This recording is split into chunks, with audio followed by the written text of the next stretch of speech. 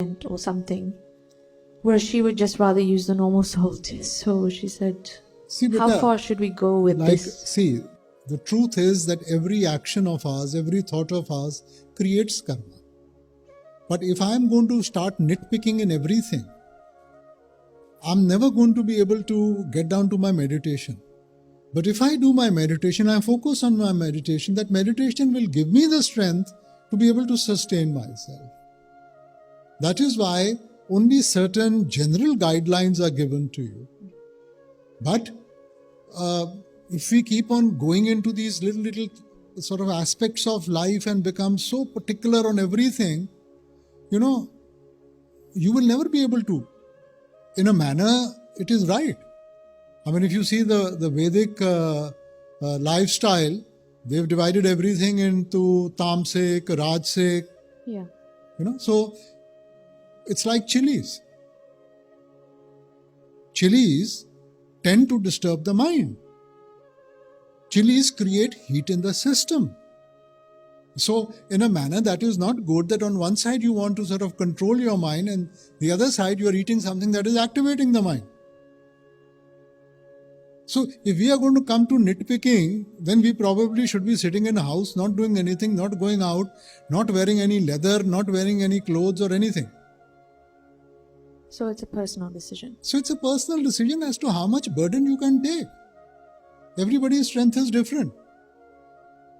So I would rather that we first create that capacity before you try and go to such extremes. So first, control the mind, create that capacity before you try and put all this into practice. Thank you for also introducing us to Yunus Emery through lockdown. It was a great help spiritually to see the Sheikh with his disciple Babaji. Beta, all these people, I don't think so spirituality is restricted to one country. So every country has their own religious tradition. Probably before the onset of television and all these YouTube and these plays, we were not aware of that.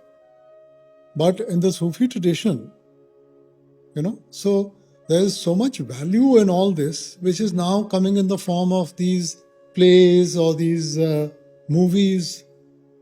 And in Turkey, especially, they had this tradition. Good old days, it was not the ruler who looked after the administration. It was the local sheikh, so who kept a balance between the spiritual aspect, right and wrong, and the materialistic was left to the others. So the courts were held by the sheikhs. You never had any judicial system as such.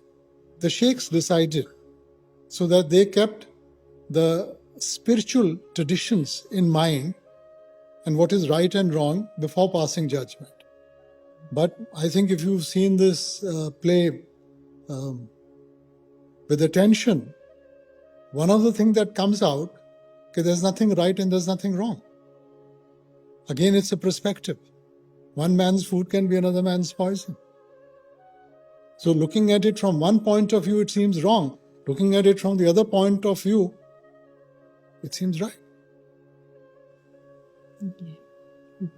And give us the wisdom and strength to go through what we're going through as a family at the moment, Babaji. Thank you.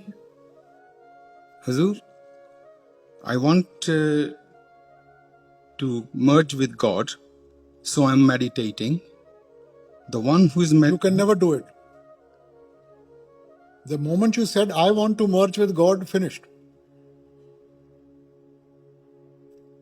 Because there is no difference. It's not that God is separate and you are separate and the two have to come together. You see, the moment you think of it like that, end of subject. No possibility. Say, I have to realize. In Bani we read, Atam mein Ram, Ram mein Atam, Chinas Gur Vichara. Yani ki in the soul is the Lord, and the Lord is in the soul, but few have been able to realize it. So what we are seeking is a realization, not that they are distinct. This word Paramatma, Param Atma, the first soul. So it's like the ray of light. You think the ray of